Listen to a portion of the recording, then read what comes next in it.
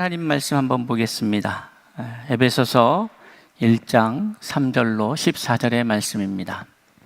에베소서 1장 3절로 14절의 말씀. 찬송하리로다. 하나님 곧 우리 주 예수 그리스도의 아버지께서 그리스도 안에서 하늘에 속한 모든 신령한 복을 우리에게 주시되 곧 창세전에 그리스도 안에서 우리를 택하사 우리로 사랑 안에서 그 앞에 거룩하고 흠이 없게 하시려고 그 기쁘신 뜻대로 우리를 예정하사 예수 그리스도로 말미암아 자기의 아들들이 되게 하셨으니 이는 그가 사랑하시는 자 안에서 우리에게 거저 주시는 바 그의 은혜의 영광을 찬송하게 하려는 것이라. 우리는 그리스도 안에서 그의 은혜의 풍성함을 따라 그의 피로 말미암아 속량 곧 죄 사함을 받았느니라. 이는 그가 모든 지혜와 총명을 우리에게 넘치게 하사 그 뜻의 비밀을 우리에게 알리신 것이요 그의 기뻐하심을 따라 그리스도 안에서 때가 찬 경륜을 위하여 예정하신 것이니 하늘에 있는 것이나 땅에 있는 것이 다 그리스도 안에서 통일되게 하려 하심이라. 모든 일을 그의 뜻의 결정대로 일하시는 이의 계획을 따라 우리가 예정을 입어 그 안에서 기업이 되었으니 이는 우리가 그리스도 안에서 전부터 바라던 그의 영광의 찬송이 되게 하려 하심이라. 그 안에서 너희도 진리의 말씀 곧 너희의 구원의 복음을 듣고 그 안에서 또한 믿어 약속의 성령으로 인치심을 받았으니 이는 우리 기업의 보증이 되사 그 얻으신 것을 속량하시고 그의 영광을 찬송하게 하려 하심이라. 아멘. 감사합니다. 하나님께서 우리에게 하나님을 예배하고 하나님을 찬양할 수 있는 베푸신 그 은혜들, 그것이 얼마나 귀한 일인지를 지난 1년 동안 우리가 겪어오지 않았나 싶습니다. 예배가 얼마나 귀한 것인지를 안다고 하는 것, 그것은 예배하는 자의 또 태도에게도 영향을 미치겠죠. 그러한 예배자의 자세, 예배의 의미를 다시 한번 생각해 볼 수 있지 않나, 그런 생각이 듭니다. 오늘 저는 올해 우리 사역 속에서 주제로 삼고 있는 빌드업이라고 하는 주제, 어떻게 무너져 있는 것들을 다시 세워가면서 우리가 목표로 하고 있는 하나님께서 우리의 삶을 통하여 이루시고자 하는 그 목표를 향하여 나아갈 때에 그 목적을 이루어가기 위해서 우리가 세워가야 할 그 과정들, 그리고 그 과정을 통해서 우리가 더욱더 견고한 하나님의 믿음의 공동체로 세워질 수 있을까를 함께 고민하고 있죠. 그래서 오늘은 특별히 전반기에 저희가 함께 집중하고 있는 교회를 세워가는 부분에 대한 이야기를 계속해서 하고자 합니다. 지나간 2주 동안에 예수 그리스도의 교회, 그리스도의 교회에 대한 이야기를 계속해서 해왔습니다. 이 교회의 주인이 누구신가? 예수 그리스도가 교회의 주인이시며, 이 예수 그리스도가 주인인 교회는 예수님이 원하시는 방향의 교회로 세워가심을 우리가 알아야 한다는 내용의 큰 틀 안에서 그런 내용들의 이야기를 나눴습니다.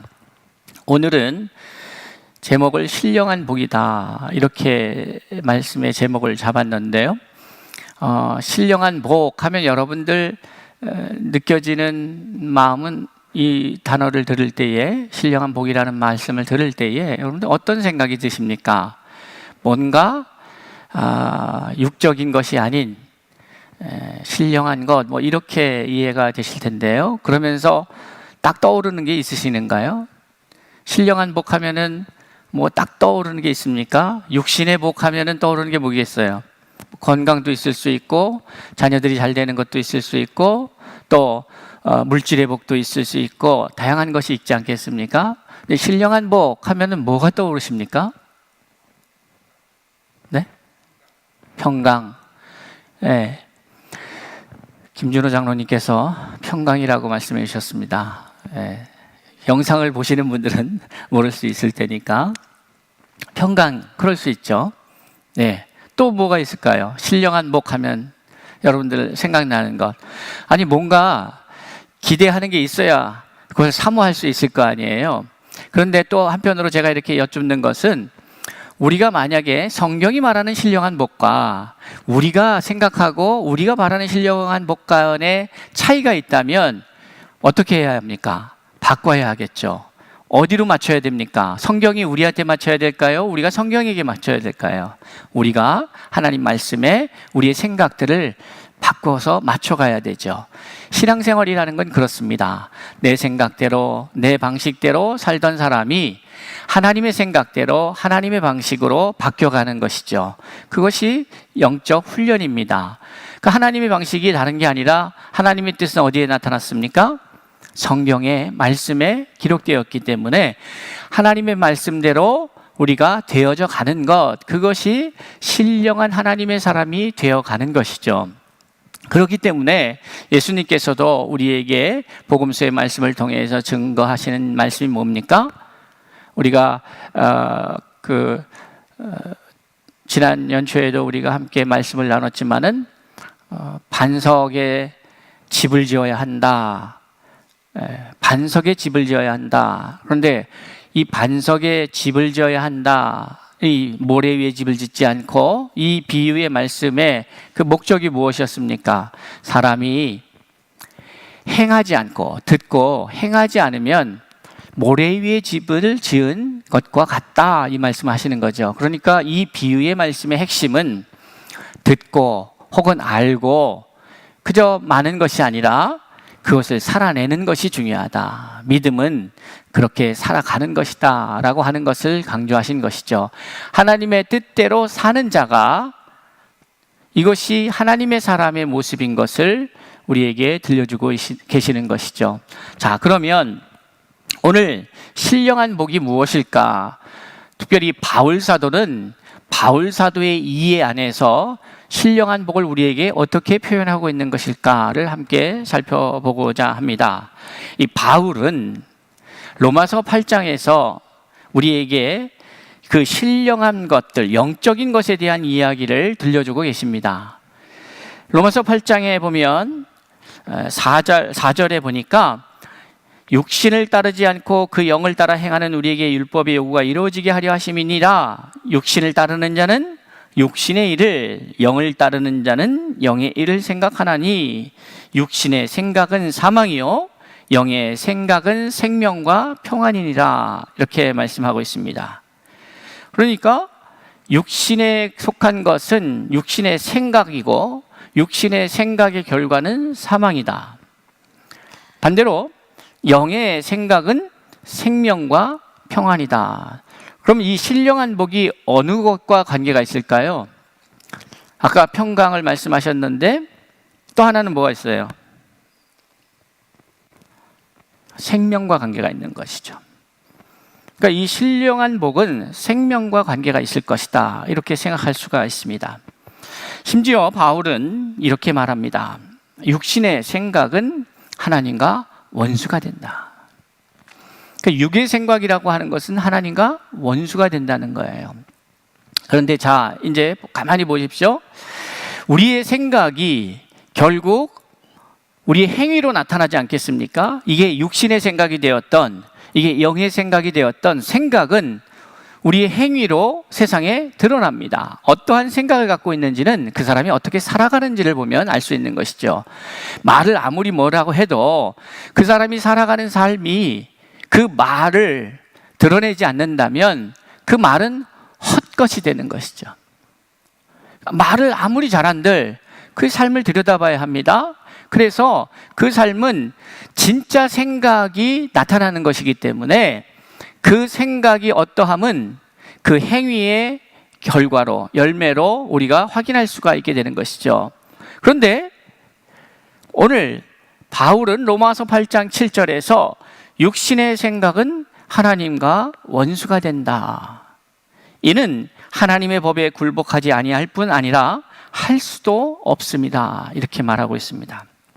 육신에 있는 자들은 하나님을 기쁘시게 할 수 없습니다. 육신의 생각은 하나님을 기쁘시게 할 수 없습니다. 만일 너희 속에 하나님의 영이 거하시면 너희가 육신에 있지 아니하고 영에 있나니 누구든지 그리스도의 영이 없으면 그리스도의 사람이 아니다. 이렇게 말하고 있는 것이죠. 사랑하는 성도 여러분, 우리는 어떠한 생각을 가지고 살아가고 있습니까? 육신에 속한 생각을 하는지 아니면 영에 속한 생각을 하는지. 그리고 우리가 분명히 알아야 될 것은 육신의 생각은 사망이다 라고 하는 것이죠. 영의 생각은 생명과 평안이다 라고 말씀하고 있습니다.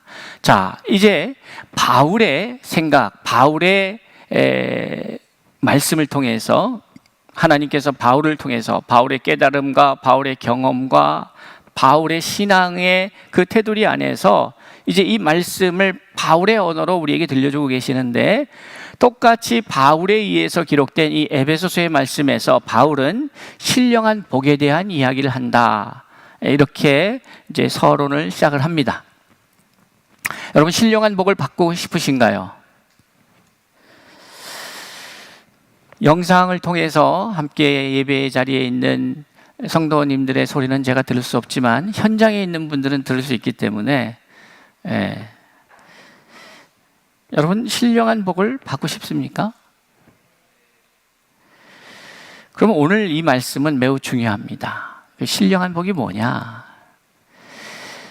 오늘 읽어드린 본문의 내용을 보면 신령한 복이 무엇이냐와 그 신령한 복을 우리에게 허락하신 하나님의 계획이 무엇이었는가, 그것을 통해서 이루시고자 하는 것은 무엇인가에 대한 문제가 있고요. 또 하나는 매우 중요한데, 그러면 어떻게 이 신령한 복이 우리에게 임하는가, 이 과정을 이야기합니다. 이것은 매우 중요한 겁니다.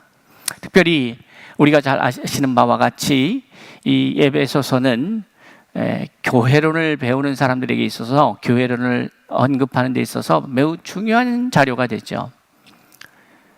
이제 이 1장 마지막 뒷부분에 가보면 그 그리스도의 몸된 교회에 대한 이야기를 합니다. 그래서 교회를 얘기할 때에 교회의 원리, 교회의 본질 이야기할 때에 우리가 대표적으로 사용하는 것은 마태복음 16장 16절 이하 17절 18절에 나오는 그리스도의 교회에 대한 이야기와 함께 에베소서의 말씀을 매우 자주 인용하는 것을 보게 됩니다. 오늘 바울이 자신이 하나님의 뜻으로 말미암아 사도가 되었다라고 하는 인사말로 이 에베소서의 말씀이 시작이 됩니다. 이것은 매우 중요합니다. 나의 존재가 어디로부터 시작되는가? 그것은 하나님으로부터 시작된다. 이 성경 모든 말씀의 시작은 그렇게 시작되는 것이죠. 태초에 하나님이 천지를 창조하셨습니다. 그리고 그 창조주 하나님, 그 한 문장 속에 나타나는 매우 중요한 원리는 뭐예요?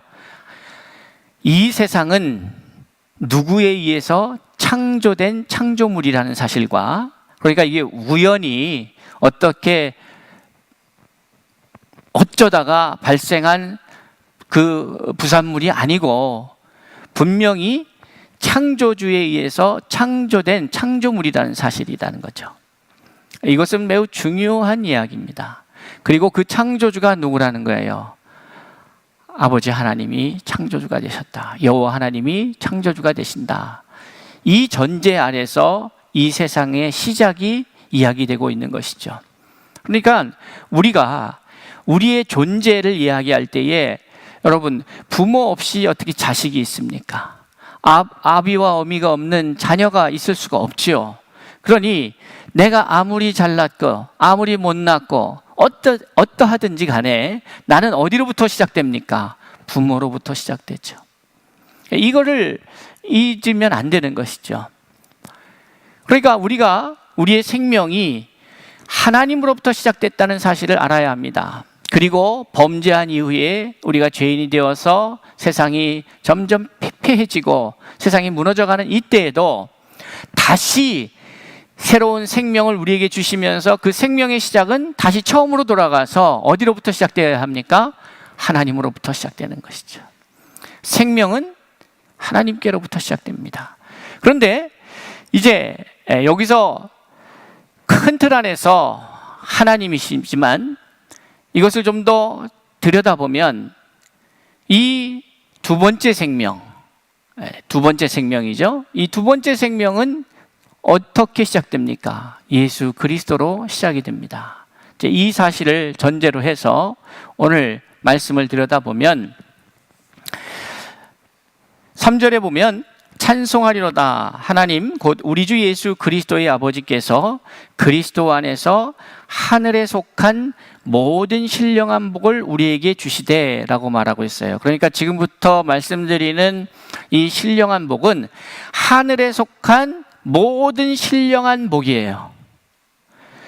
그러니까 그것을 지금 이야기하고자 하는 그 한마디로 요약될 수 있는 거예요. 우리가 신령한 복 하면은 뭐 이렇게 뭐 뭔가 야릇하고 뭐 특별하고 뭐 그렇게 각자가 생각하는 신령한 복이 있겠지만은 바울이 에베소서에서 말씀하고 있는 신령한 복은 명확합니다. 그것을 설명하고 있어요. 그러니까 하나님께서 우리 주 예수 그리스도의 아버지께서 이렇게 말씀하시잖아요. 그리스도 안에서 하늘에 속한 모든 신령한 복을 우리에게 주셨습니다. 그리고 그 내용이 무엇인지 그 다음 절에서 쭉 설명합니다. 곧 창세전에 그리스도 안에서 우리를 택하사 우리로 사랑 안에서 그 앞에 거룩하고 흠이 없게 하시려고 그 기쁘신 뜻대로 우리를 예정하사 그리스도로 말미암아, 막 길죠 이야기가. 그런데 제가 바로 이 모든 이야기의 핵심 단어가 나오기 전에 딱 끊었어요. 그 뒤에 나오는 단어가 결국 이 앞에 이야기를 다 포함하는 겁니다. 한마디로 뭐라고 기록하고 있습니까? 자기의 아들들이 되게 하셨다. 그러니까 이 정리를 하면 어떻습니까? 신령한 복은 뭐예요? 하나님의 아들들이 된 것이죠. 아들이 되는 것이 신령해요. 여기서 아들이라고 하는 것은 자녀의 의미입니다. 꼭 딸들은 안 되냐 이렇게 받아들이지 마시고요. 여기서 말하는 아들들이라고 하는 것은 하나님의 자녀, 이렇게 이해해 주시면 되겠습니다. 그러니까 하늘의 모든 신령한 복을 한마디로 말하면 뭐냐? 하나님의 자녀가 된 것이다 이거예요. 그러니까 여러분이 하나님의 자녀가 되었다면 여러분은 이미 하늘의 모든 신령한 복을 받은 자입니까? 아닙니까? 받은 자이다. 믿으십니까? 하나님의 신령한 복은 다른 어떤 묘하고 이상이 아릇하고 우리가 잘 모르겠고 뭐 막연하고 관념적이고 이것이 아니라 하나님의 자녀가 되는 것이, 그것이 신령한 복이다라고 하는 것이죠. 여러분, 우리 충신교회 오래 다니신 분들은 우리 원로 목사님께서 말씀하신 그 말씀을 기억하실 것 같아요. 하나님께서 우리에게 베푸신 가장 큰 은혜는 무엇이라고 말씀하셨어요? 구원받은 은혜다 그랬어요. 그 말씀이 이 말씀이에요. 우리는 이 세상에서 뭔가 출세하고 복을 받고 자녀들을 많이 낳고 뭐 등등의 우리가 일반적으로 생각하는 축복의 개념들이 있잖아요. 그러나 그것도 복이죠. 그런데 성경이 말하는, 특별히 바울이 말하고 있는 이 신령한 복의 핵심은 뭐냐면 하나님의 자녀가 되는 것이라는 거예요. 그것보다 더 큰 복은 없죠. 근데 이것이 대단히 우리가 생각하는 영적인 것을 생각하면서 갖는 그 크기를 생각할 때 너무 단순하지 않은가? 이거 너무 심플한데? 이렇게 생각하실 수 있을 것 같아요. 그러나 그렇지가 않습니다. 하나님의 자녀가 되었다는 것이 얼마나 큰 이야기인지를 우리가 잘 모르기 때문이죠. 모르면 어떻게 되느냐? 못 믿어요. 못 믿으면 어떻게 됩니까? 누리질 못합니다. 알아야 믿어요. 그 믿어야 또 알게 되죠. 믿고 알아야, 알고 믿어야 어떻게 되는 거예요? 그거를 누릴 수가 있게 되는 거예요. 자, 이 이야기를 이제 오늘 말씀은 풀어가고 있습니다. 자, 신령한 복이 뭐라고요? 하나님의 자녀가 되는 것이다. 그 안에 비밀이 있는 거예요. 여기서 아들들이라고 하는 표현을 씁니다. 그리고 바울이요, 참 머리가 좋은 것 같긴 해요. 제가 만나보질 않아서 잘 모르겠는데 3절에 아주 의미 있는 표현을 해요. 그냥 쓱 지나가는데 이게 쓱 지나가서는 안 되는 문제예요. 찬송하리로다. 하나님을 찬송하는 거예요. 근데 그 하나님을 어떻게 우리에게 표현하고 있냐면 곧 우리 주 예수 그리스도의 아버지, 이렇게 표현해요. 그리스도의 아버지라는 거예요.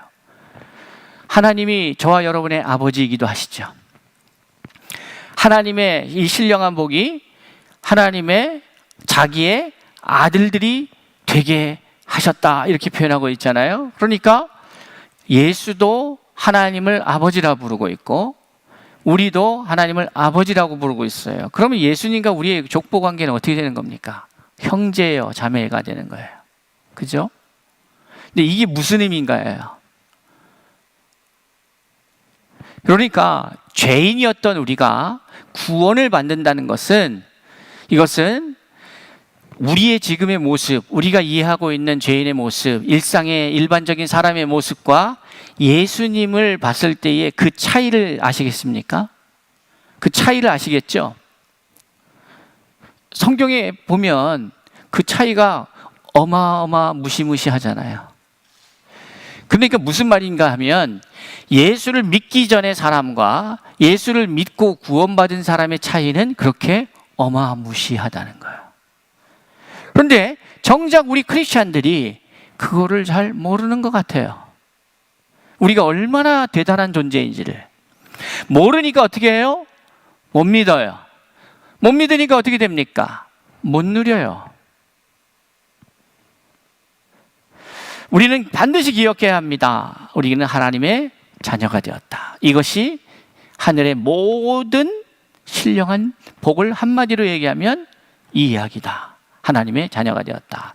그것을 다른 표현으로 오늘 본문의 말씀 속에서 보면은 구원함을 받았다, 이렇게도 표현합니다. 그러니까 하나님의 자녀가 되었다는 것을 구원받았다, 이렇게도 표현해요.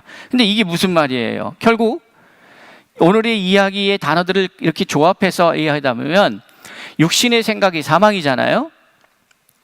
그러니까 우리가 그동안에는 육신에 갇혀 있었던 거죠. 육신의 생각에 갇혀 있었기 때문에 육신의 생각에 갇힌 우리에게서는 뭐밖에 나올 수 없습니까? 그의 결과로서 행위가, 어떤 행위가 나오는 거예요? 육신의 행위가 나오는 거죠. 그리고 그 육신의 행위의 그 결과는 어떻게 되겠어요? 사망에 이르는 것이죠. 그러니까 이건 원리예요.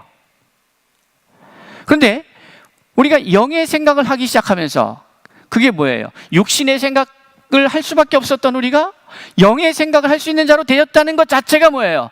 구원을 받은 거예요. 육의 생각에 갇혀있던 우리가 영의 생각으로 옮겨진 거예요. 구원된 거예요.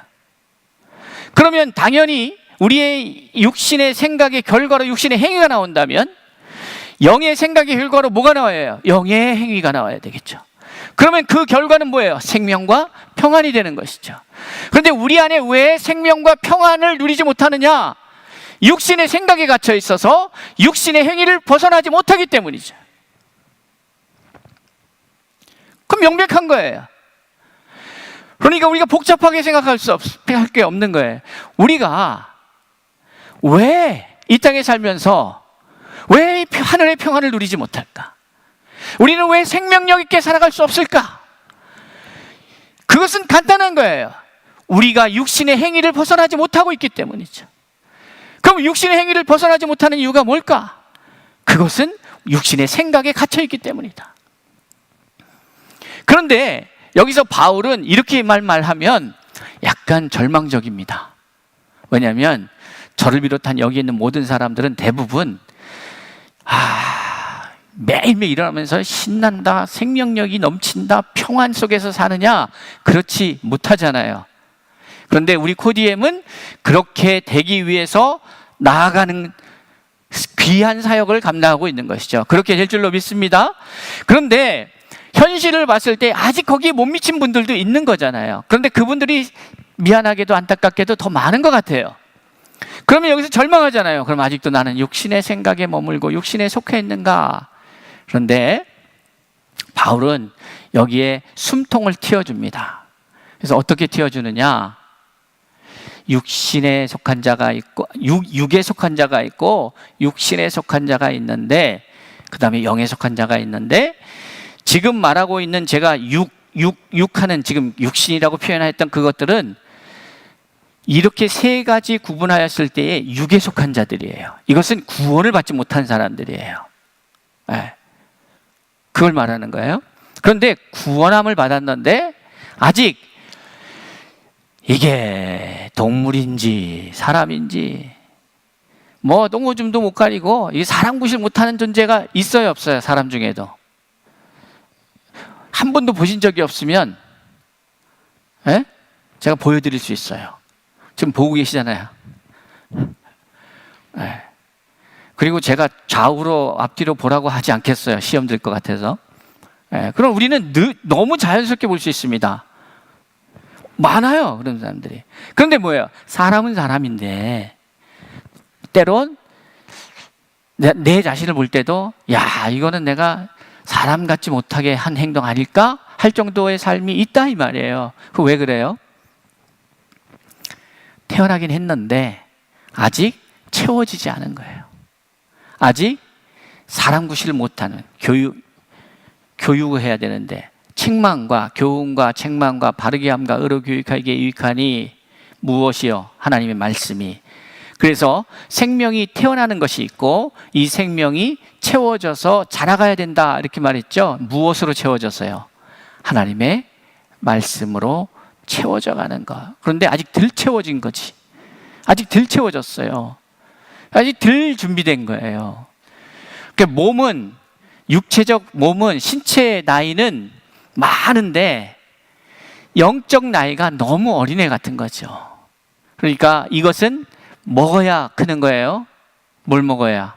하나님의 말씀을 먹어야 크는 거예요. 이런 제안을 한번 드리고 싶어요. 에베소서의 말씀을 우리가 이제 계속해서 보아갈 텐데 이 교회론과 관련해서 이 에베소서의 말씀을 우리가 한번 집중적으로 읽어보면 어떨까 싶습니다. 그래서 에베소서 말씀을 2월달 이제 한 달 정도 에베소서의 말씀을 쭉 보면서 이거를 한번 최소한 10번 이상을 읽어보면 어떨까? 우리 모든 교인들이 에베소서의 말씀이 그렇게 길지가 않습니다. 6장으로 되어 있어요. 그러니까 10번을 읽는다는 것은 그냥 60장 읽는다 이렇게 생각하시면 돼요.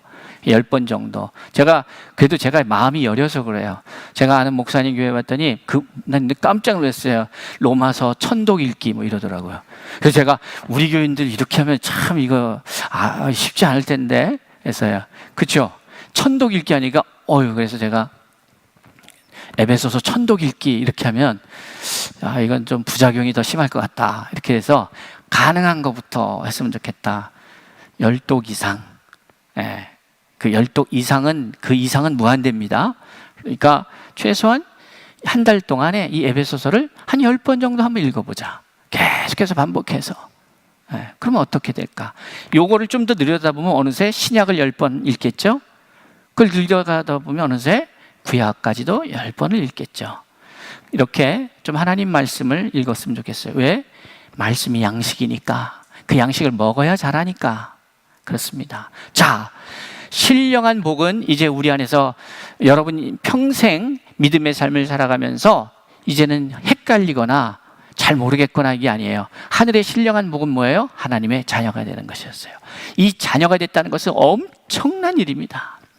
이것은 예수를 안 믿는 내가 사망 안에, 결국은 사망 가운데 있었던 내가 생명 가운데로 옮겨지는 놀라운 역사예요. 전혀 이건 차원이 다른 문제예요. 쉽게 볼 수 있는 것은 그거예요. 예수와, 성경에 나타나는 예수와 그 밖에 다른 사람들의 모습의 차이, 그 차이와 같은 거다. 왜? 예수는 하나님 아버지의 아들이고 우리 또한 하나님의 자녀이니까. 예수의 삶을 통해서 마태복음, 지금 수요일마다 제가 나누는 마태복음의 말씀을 통해서 계속해서 강조하는 게 뭡니까? 예수님은 우리에게 말씀을 던져주신 다음에 그 말씀을 친히 살아내셨다. 그 살아내심으로 우리에게 던져주시는 메시지는 뭡니까? 이렇게 말씀대로 살 때에 이러한 능력과 이러한 역사가 누구에게도 나타난다? 저와 여러분에게도 나타날 줄로 믿습니다. 그거를 말씀하시는 거예요. 그러니까 절대로 우리 서울중심교회와 고대인교회 성도님들 신앙생활이 예수를 숭배하라고, 예수를 우상처럼 받들라고, 존경하고 경배하라고 이 말씀에 예수의 이야기가 기록된 게 아니라 예수와 같은 삶을 믿음으로 살아낼 때에 우리가 그와 같은 삶을 누릴 수 있다는 것을 우리에게 친히 삶으로 증거해 주셨다 이 말이에요. 네. 증인된 삶이라고 하는 것은 바로 그런 삶이에요. 우리의 삶을 통하여 하나님의 말씀이 확인되어 가는 것, 그것이 증인의 삶이다 이 말이죠. 근데 그것은 어떤 때 가능하느냐? 노력하고 열심히 살 때가 아니라, 열정적으로 살 때가 아니라 성령을 받을 때 그 가능하다. 성령을 받아야 권능이 임하고 능력이 있어야 살아내는 거예요. 신령한 복은 다른 게 아니에요. 하나님의 자녀가 되는 것이다. 근데 이 자녀가 된 목적이 뭐냐 이 말이에요. 왜 하나님이 이 방식을 우리에게 택하셨는가? 자, 계속해서 하나님 말씀 보겠습니다. 6절에 보니까 이는 그가 사랑하시는 자 안에서 우리에게 거저 주시는 바 그의 은혜의 영광을 찬송하게 하려는 것이다. 이렇게 말하고 있어요. 이 말은 계속해서 우리에게 들려집니다. 계속해서 이 찬송한다, 찬송한다 이래요. 14절에 보십시오. 이는 우리 기업의 보증이 되사 그 얻으신 것을 속량하시고 그의 영광을 찬송하게 하려 하심이라. 이렇게 말씀하고 있어요. 그러니까 이제 이야기를 또 정리해 보면 이런 거죠. 하나님이 예수 그리스도로 말미암아, 중요한 문제입니다.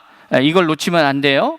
5절에도 분명히 기록하고 있습니다. 예수 그리스도로 말미암아 자기 아들들이 되게 하셨다. 그러니까 우리가 하나님의 자녀가 되어는, 육신에 갇혀있던 내가 영의 사람이 되고 영의 자녀가 되고 영의 생각을 소유한 자로, 영의 삶을 살아가는 자로 될 수 있는 유일한 방법은 뭐냐? 예수 그리스도를 통하여야 한다는 거예요. 예수 그리스도로 말미암아 하나님의 아들들이 되었는데, 이 아들들이 되게 하셔서 이것을 통하여서 또 이루시고자 하는 그 방향은 뭐예요? 뭘 이루시고자 하는 걸까? 목적이 뭘까? 그것이 뭐예요? 찬송하게 하려 함이라. 이것은 이사야서 43장 21절에도 나오고 있습니다. 이 백성은 내가 나를 위하여 지었나니 나를 찬송케 하려 함이라. 그 말씀이죠. 그러면 찬송한다는 말이 뭐냐 이 말이에요. 노래한다는 얘기입니까? 그것도 하나의 부분이죠. 일부분입니다. 노래하는 것. 또 하나님을 찬송하는 것은 다양한 방법이죠. 찬양하는 것이 있고 찬송하는 것이 있고, 찬송은 노래하는 것이라면 찬양은 모든 영광을 돌리는 행위를 찬양의 개념으로 이해할 수 있다면, 손을 드는 것도 찬양이고 엎드려 경배하는 것도 찬양이고, 또 뭐가 있어요? 춤추는 것도 찬양이고. 예, 찬양입니다. 박수도 찬양입니다. 예. 하나님, 이 말로 선언하는 거, 하나님은 왕이십니다, 이것도 찬양이죠. 주의 위대하심을 노래합니다 하는 것도 찬양입니다. 또 어떻게 찬양할 수 있어요? 글로 찬양할 수 있어요. 글로. 우리의 몸짓 모든 것을 통해서 찬양할 수 있어요. 찬양해야 합니다. 찬송해야 합니다. 그것이 우리가 존재하는 이유이기도 합니다. 그런데 이런 이제 찬송의 의미가 있는데, 또 다른 측면에서 제대로 하나님을 찬송하는 것은 무엇일까? 영광을 돌린다는 것은 무엇일까? 오늘 6절에는 무엇을 찬송하냐 하면 은혜의 영광을 이라고 말하고 있어요. 그럼 여기서 말하는 은혜는, 바울은 무엇을 말하는 걸까요? 뭐가 은혜일까요? 하나님의 자녀가 된 것. 그게 은혜죠. 우리의 공로가 아니라. 그런데 아까도 말씀드렸지만 하나님의 자녀가 되었다라고 하는 의미는 대단히 큰 의미가 있다고 말씀드렸죠. 그러니까 이 은혜를 들여다보려면, 하나님의 자녀가 되었다는 의미를 들여다보려면 어떻게 해야 합니까? 이 하나님의 자녀가 어떠한 권리가 있고 어떠한 권세가 있고 어떠한 능력이 있고 어떠한 의무가 있는가, 책임이 있는가, 이거를 좀 낱낱이 들여다봐야 이 은혜의 크기가 보이지 않겠습니까? 이게 얼마나 큰 은혜인지를. 그렇죠? 이 세상에서도 직급에 따라 권리와 의무가 다르잖아요. 책임도 다르잖아요. 근데 우리가 하나님의 자녀가 되었다는 거예요. 이거는 어마어마한 사실이에요. 그리고 바울은 이것을 다른 데서 뭐예요? 로마서에서는 뭐라고 표현합니까? 우리가 하나님의 자녀가 되었다는 것을, 네? 하나님의 나라를 유업으로 받는 후계자, 상속자가 되었다, 이렇게 표현해요. 우리가 하나님의 상속자라는 거예요. 이 어마어마한 이야기를 하고 있는 거죠. 자, 그 은혜의 영광을 찬송하려면, 그러면 그 은혜의 내용을 좀 더 알면 알수록 찬송의 폭이 훨씬 더 풍성해지겠죠. 이해가 되셔요? 우리가 자녀들에게 무슨 선물을 했어요. 근데 아이가 선물의 내용을 받아보기 전까지는 어떻게 얘기할 것 같아요? 어떤 때는, 여러분들의 자녀들은 어떤지 모르겠지만, 제 경험에 국한되어 있겠지만, 어떤 때는 이런 거죠. 야, 누구누구야, 아빠가 널 위해서 생일 선물 준비했어. 그러면 어떤 때는요, 자기가 바쁘더라면 네 하고 끝이에요. 네 하고 끝이에요. 그러다가 원래 준비한 선물이 아닌, 예를 들어서 그냥 한번 놀래켜 주려고, 야, 오늘 선물은 그냥 뭐 저기 가서 저녁 가족끼리 식사하고 말자, 이러면 반응은 더 어떻겠어요? 그러든지요, 뭐 이런. 별로 그렇게 관심이 없죠. 그런데 그랬다가 정작 생일날 딱 선물이 도착했어요. 택배. 이 자리를 빌어서 쿠팡 관계자들과 택배 업무를 맡아주시는 우리 분들께 요즘 사고가 많이 나니까 너무 감사를 드립니다. 진짜 너무너무 힘든 일들을 이 코로나 때문에 겪고 계신데 힘내시고 위로가 되셨으면 합니다. 고마운 일이죠. 그래서 배달이 돼서 딱 보는 순간, 선물을 오픈하는 순간 그 내용물에 따라서 이 사람의 반응이 달라질까 안 달라질까요? 달라지죠. 몰랐을 때는 그냥 주신다니까, 선물이래니 하니 그냥 감사한데, 만약에 어떤 것을 간절히 요구하는 사람이냐에 따라서 그 반응이 달라지겠죠.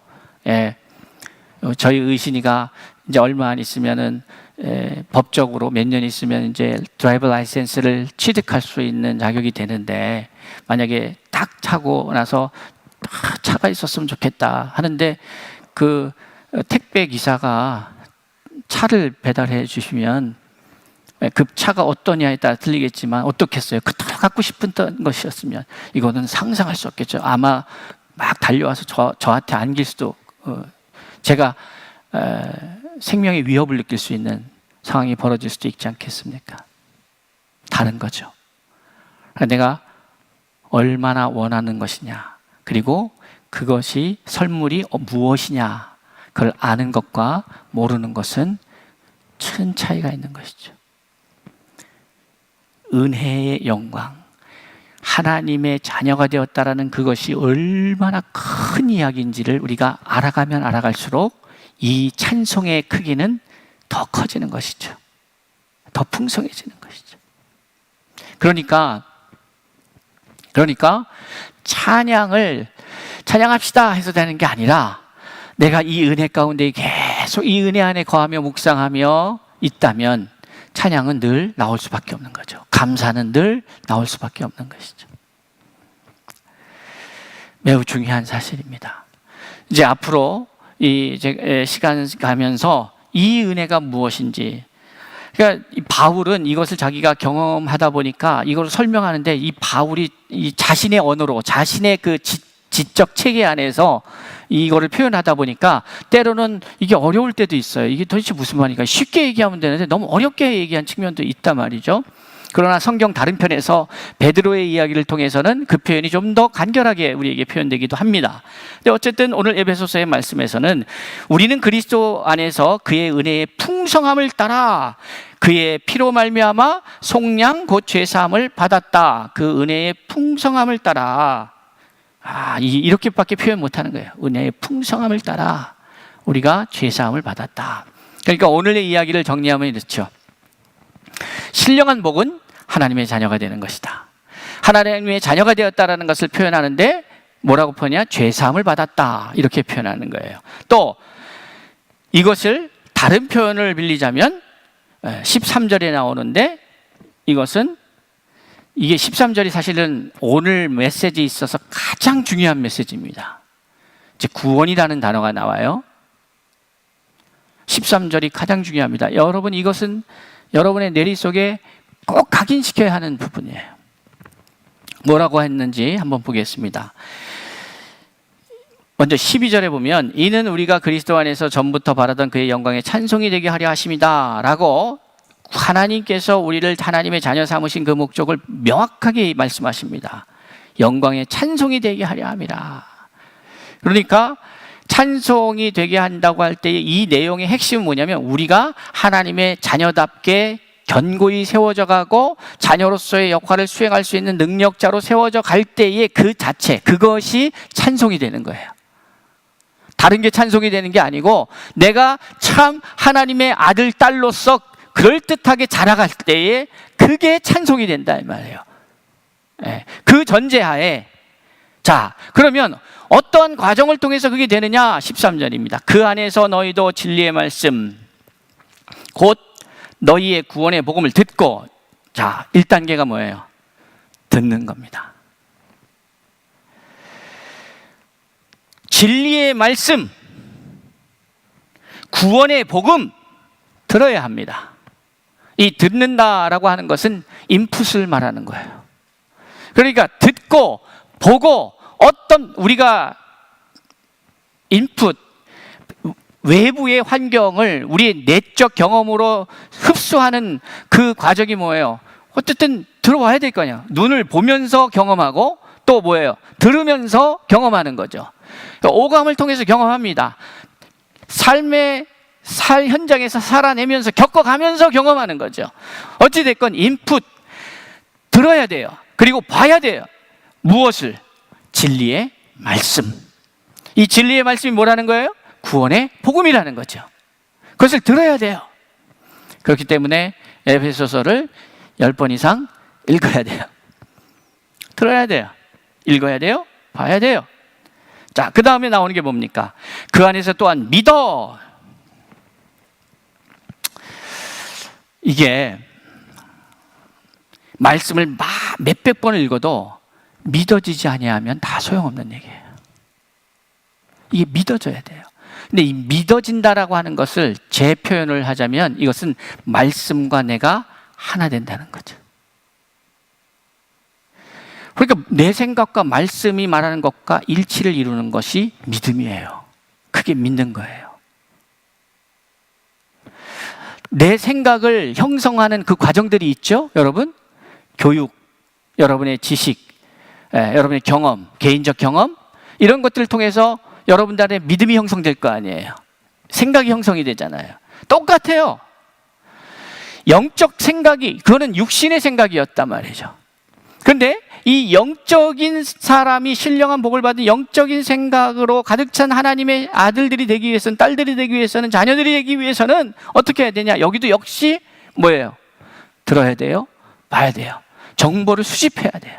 그리고 경험해 봐야 되는 거예요. 그러니까 진리의 말씀 곧 구원의 복음을 듣고, 이게 암송하셔야 돼요. 진리의 말씀 곧 구원의 복음을 듣고, 그 다음에 뭐라고요? 구원의 복음을 들었으면 어떻게 해야 돼요? 그것을 믿어야 되는 거예요. 오늘 본문의 말씀처럼 그 안에서 또한 믿어. 자, 이렇게 되면, 그러니까 들었던 내용과 내 생각이 일치가 되면, 믿게 되면 어떤 일이 벌어지느냐?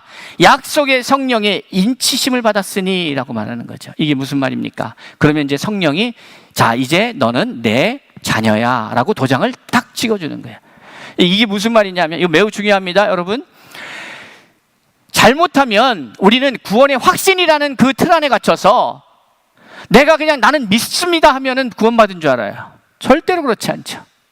그렇게 되면 어떤 오류가 생기냐면, 내 확신의 믿음의 근거를 세우면 어느 때는 이 확신이 흔들려요. 그렇지 않습니까?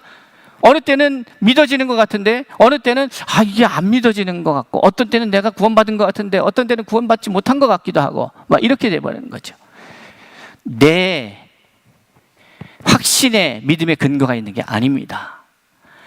확신은 하나님의 인치심의 결과로 우리에게 주어지는 평안이에요. 그러니까 약속의 성령으로 인치심을 받았다, 이것이 이제 바울의 너무나도 논리적이고 배운 사람의 언어라면, 이것에 대해서 누가가 증언하는 예수의 말씀은 이렇습니다. 너희들 성령을 받아야 된다. 오직 성령이 너희에게 임하시면 권능을 받고 예루살렘과 온 유대와 사마리아와 땅끝까지 이르러 내 증인이 될 거야 라고 말하죠. 그러니까 성령 받음의 증거가 뭐냐면, 너의 삶이 이제 그것을 증거하는 증인된 삶으로 바뀔 거야. 이게 증거야. 이렇게 말씀하시는 거예요. 그리고 그것을 사역 초기의 언어로 풀어가자면, 물과 성령으로 거듭나야 하나님의 나라를 볼 것이고 하나님의 나라에 갈 것이다. 거듭나야 된다. 이렇게 표현하는 거예요. 물과 성령으로. 이 성령으로 인치실 때에 바로 어떻게 되는 거예요? 이제 하나님의 자녀가 되었구나. 그러면 좀 미숙한 것이 있고 좀 부족한 것이 있어도 이제 말씀을 막 사모하기 시작합니다. 말씀을 먹기 시작해요. 그래서 말씀 안에서 자라가기 시작해요. 자라가면서 내가 성장해요. 이거를 뭐라고 제가 표현하고 있어요? 작년 한 해의 표현으로 하자면 성결의 단계, 말씀이 채워지는 단계다 이 말이에요. 그래서 이게 가득 채워지면 그 다음부터 어떻게 일어나는 거예요? 여기서 열매가 맺어지는 거죠. 그게 치유의 역사예요. 무너진 것들이 회복되고 존재 목적에 맞게 그것이 활성화되어서 막 생명체가 각자의 존재 목적을 아름답게 열매 맺으면서 살아가는 그 상태, 그거를 하나님의 나라로 표현하자면 무슨 나라? 평화의 나라. 그게 작년 한 해 계속 우리가 이야기했던 거예요. 사랑하는 성도 여러분, 신령한 복은 하나님의 자녀가 되었다는 것입니다. 하나님의 자녀가 되었다는 것은 이제 우리의 신분이 바뀌었다는, 새로운 신분을 가졌다는 것은, 새로운 정체성을 가졌다는 것은, 새로운 DNA를 가졌다는 것은 이제 전혀 차원이 달라진 거예요. 그냥 평범한 사람이었던 사람이 대통령이 될 때에 그가 행사할 수 있는 권한과 권리는 수만 가지가 되는 것이죠. 인간사에서도 그런데 만물의 창조주 되신 하나님 아버지를 아버지라 부르는 저와 여러분들이 그의 자녀가 되었다면, 우리가 자녀가 되기 이전에 우리의 모습과 자녀가 된 이후에 우리가 상상하지 못하는, 그러나 상상은 할 수 없었으나 이제 이 말씀을 통해서 배워갈 수는 있는 그러한 존재로, 완전한 존재로, 다른 존재로 바뀌었다는 사실을 믿으시길 바라요. 그래서 그것이 우리에게 신령한 복인 것을 알아야 합니다. 그리고 그 신령한 복을 누릴 수 있는 저와 여러분이 되었으면 합니다. 사랑하는 성도 여러분, 오늘 2021년을 살아가고 있는 저와 여러분, 올 한 해는 우리는 전혀 다른 존재입니다. 신령한 복을 받은 사람들입니다. 새해 신령한 복 많이 받으십시오. 이 신령한 복의 주인공들이 되셔서 여러분을 보면서, 야, 세상의 복은 될 것도 아니구나. 누가 그렇게 해야 돼요? 여러분 지인들이 보면서, 야, 세상의 복은 될 것도 아니구나. 당신은 어떻게 해서 이래요? 그러면 나는 신령한 복을 받은 사람이에요. 얘기할 수 있어야죠. 그게 증인된 삶을 사는 겁니다. 그러한 삶이 저와 우리 서울중심교회와 코디엠교회 성도들의 삶이기를 바랍니다. 기도하겠습니다.